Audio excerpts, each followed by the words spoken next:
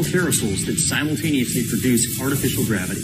This facility can be used to conduct research in space with a wide variety of sample types. A CUBE satellite mission developed in partnership with NanoRacks will focus efforts on the ability to remove debris in low Earth orbit. The mission will deploy 2 CubeSats as artificial debris targets to demonstrate technologies such as net capture, harpoon capture, and vision-based navigation. This mission provides an assortment of research on Space Station that will benefit life on Earth, and will also bring new facilities to the International Space Station to further enhance our capabilities in low Earth orbit. And we wish our partners at NASA, SpaceX, and all of our principal investigators the best of luck for a great year of research in 2018. Follow at ISS_research on Twitter for more information about the science happening on station. Along with bringing cargo to the ISS, an equally important function of Dragon is to return back experiments. Dragon is the only operational spacecraft capable of returning significant amount of cargo to Earth. The good news is Dragon has given us the thumbs up. Its vehicle is ready to go to space. And with just under 2 minutes and 40 seconds in today's mission, Falcon 9 has finished topping off its propellant loading. We've wiggled our engines, doing the thrust vector control checks. I'm both silent over here on the webcast and let you listen in to these final 2 minutes of today's mission.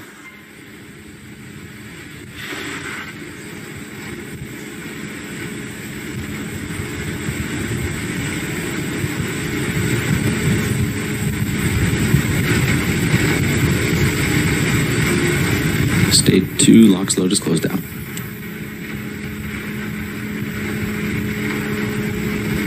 Falcon 9 is on internal power.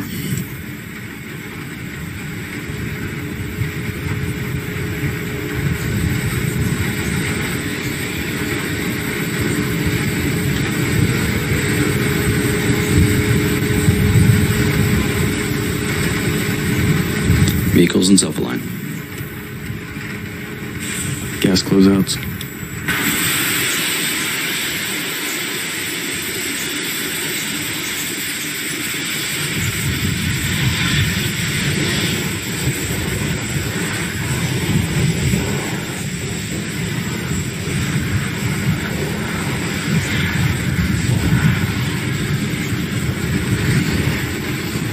AFTS is ready for launch.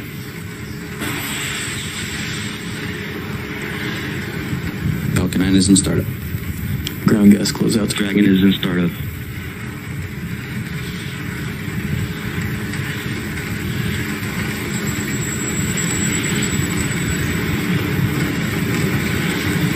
Launch directors go for launch.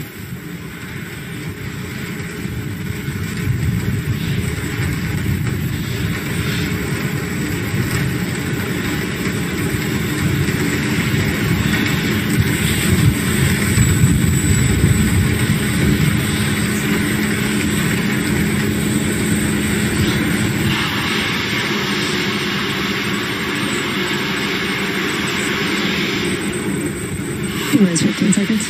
Falcon 9 is completed for flight. 10, 9, 8, 7, 6, 5, 4, 3, 2, 1, 0. Ignition.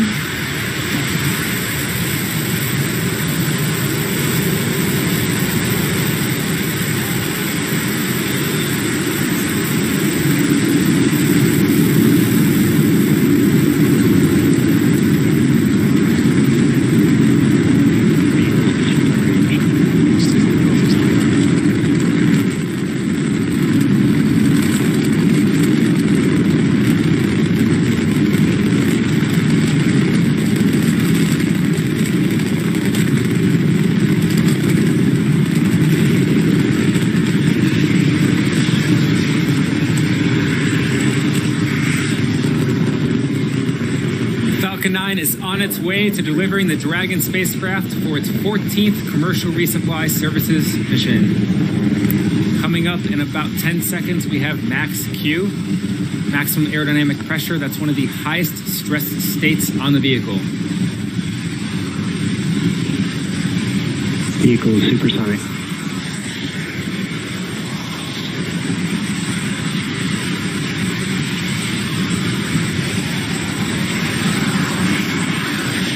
Vehicle is experiencing maximum dynamic pressure. Just passed through max Q. This first stage burn will last for about another minute and 10 seconds.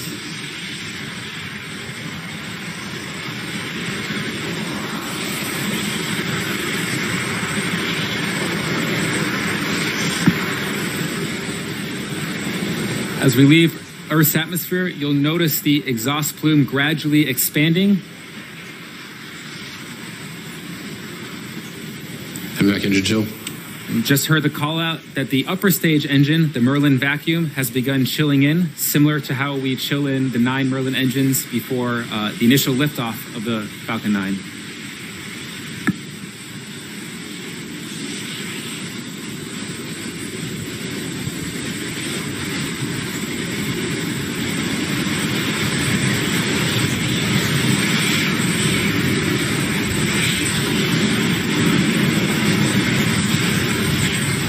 Now, coming up in rapid succession, at about T plus 2 minutes and 40 seconds, we'll have MECO, or main engine cutoff, followed by stage separation, followed by ignition of the upper stage engine.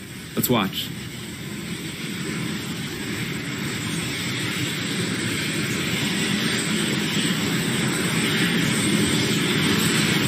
We have MECO. Stage separation confirmed.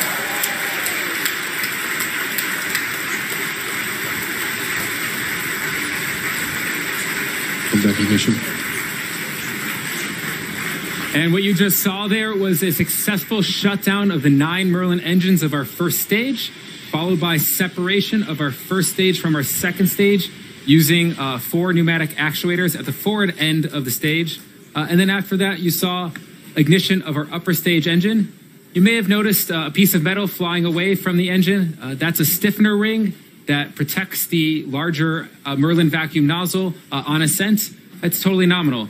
And on the left side of your screen there, that's actually the Dragon nose cone that has popped off and is falling back to space.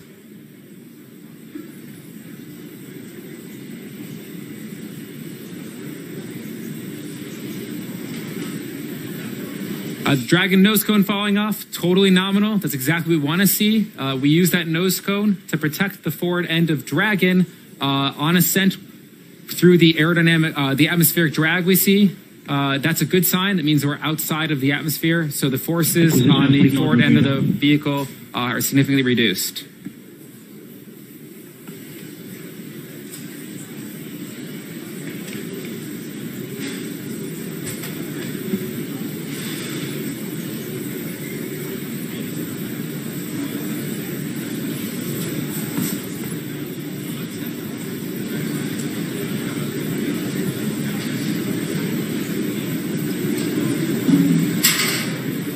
About 2 minutes into our second stage burn. If you're just joining us so far, the first stage had an on-time launch, just like we like it.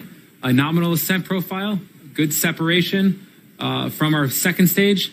Now that first stage is performing an experimental landing maneuver. We're just gathering some data on this into the Atlantic Ocean.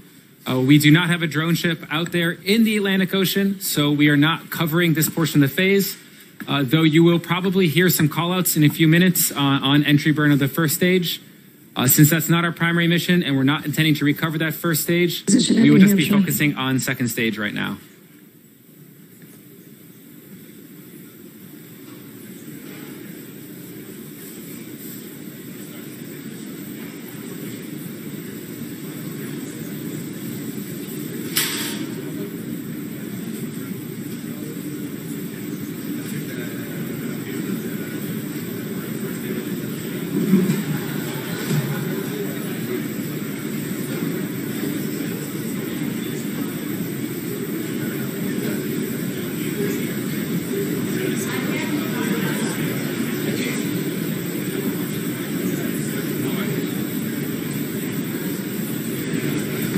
Coming into T plus 6 minutes, this second stage burn will last for about another 3 minutes. Our target, if you want to keep an eye, that speed, we're going to about 27,000 kilometers per hour. That's orbital velocity. Second stage's job is to get Dragon to orbit. First stage's job was primarily to get us out of the Earth's atmosphere.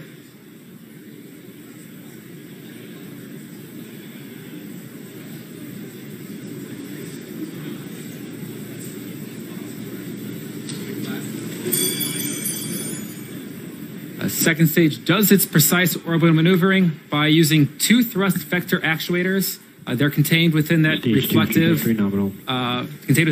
blanket, and they allow us to adjust the engine's position, affecting its pitch and yaw. And then we have some nitrogen thrusters on the forward end that allow us to adjust the vehicle's roll.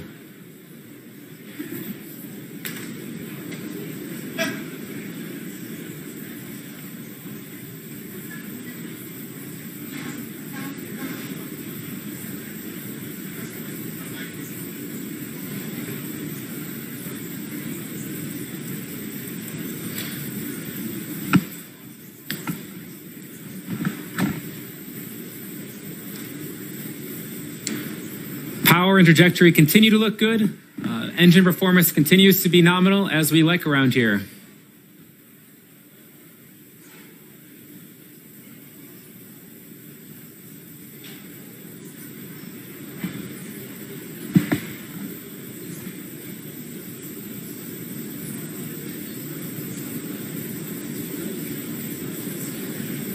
Stage 1 AFTS has saved.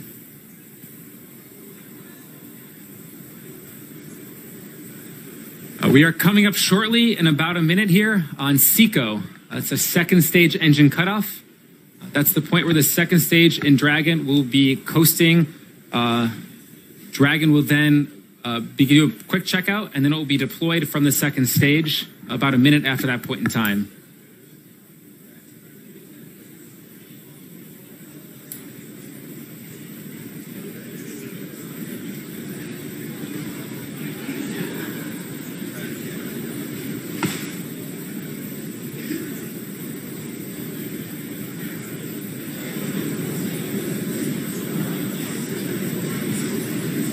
Stage 2 terminal guidance.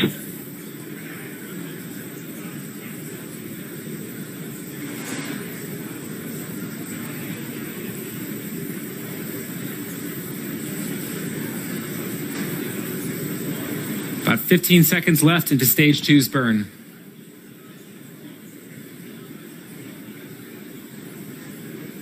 Stage 2 AFTS has saved.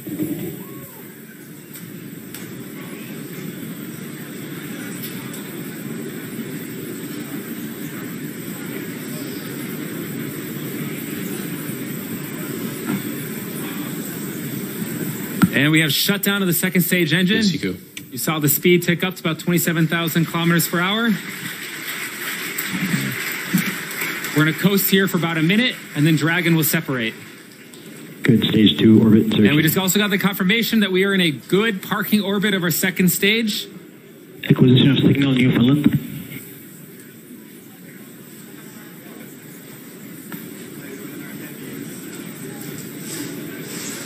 Coming up on Dragon deployment in about 15 seconds.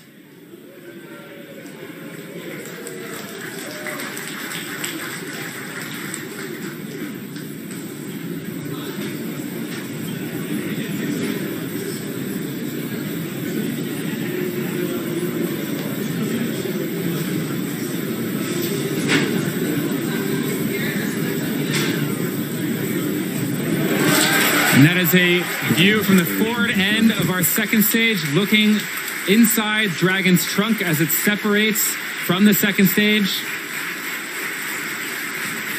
Those are 3 of the science experiments we're taking up to the International Space Station.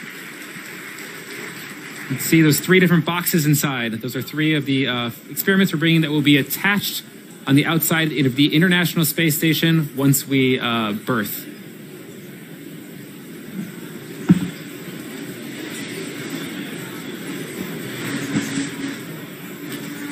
It's about T plus 10 minutes and 50 seconds into today's mission. On the right side of your screen, you see Dragon gently separating away from our second stage. We are coming up on our solar.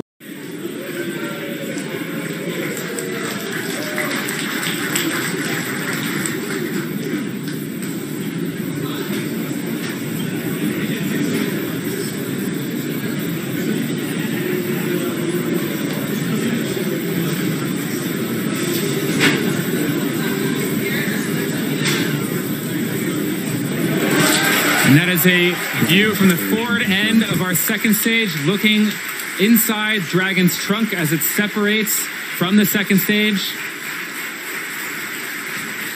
Those are 3 of the science experiments we're taking up to the International Space Station. You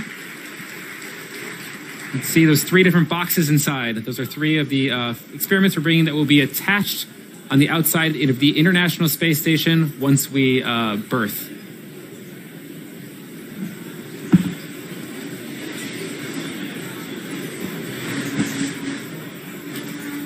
It's about T plus 10 minutes and 50 seconds into today's mission. On the right side of your screen, you see Dragon gently separating away from our second stage.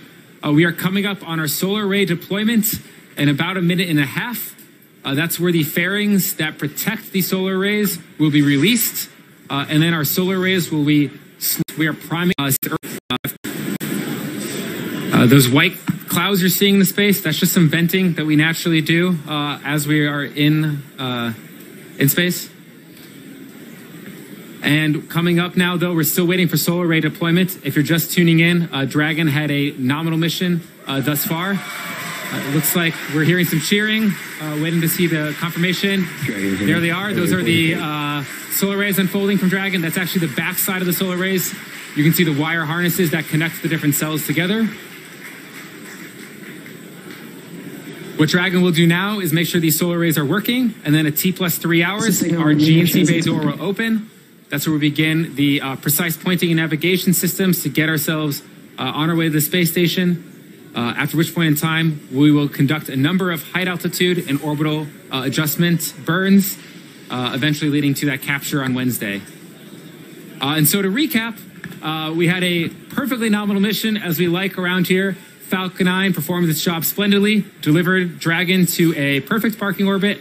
Dragon has since unfolded its solar arrays. You see that live view from space. It's certainly my favorite view from space of Dragon missions, of our solar arrays with Earth in the background. So because we're at this point in time, we're going to conclude our coverage for today's mission. We would like to thank NASA for today's mission, the Range, Cape Canaveral Air Force Station for their support, the FAA as well for their support, and most importantly, you, the viewer, for tuning in. If you would like to come and join us, please check out SpaceX.com/careers. Our mission doesn't end here. There are many more days to come leading up to the berthing with the International Space Station. Capture will be at 4 a.m. on Wednesday. You can check out all of that coverage on NASA TV. But if you'd like to follow along with us, be sure to follow our social media, Instagram or Twitter, as well as SpaceX.com. We will keep you updated on the mission's progress. Thank you for tuning in. We'll see you next time.